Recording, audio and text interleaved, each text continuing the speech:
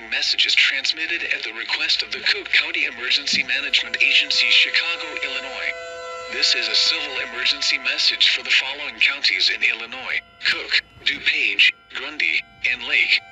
An unusual situation is occurring in most of northeastern Illinois. At 1:32 p.m., reports came in that people were being burnt by rain being produced from a minor storm over the warned area. This was later confirmed to be acid rain. What caused this is currently unknown.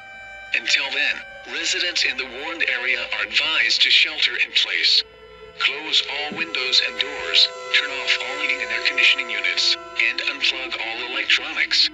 In addition, acid rain has also gotten into most of the water supply, mainly in DuPage and Cook. All water usage should be discontinued until further notice. Do not leave your home until an all clear is given by the proper authorities.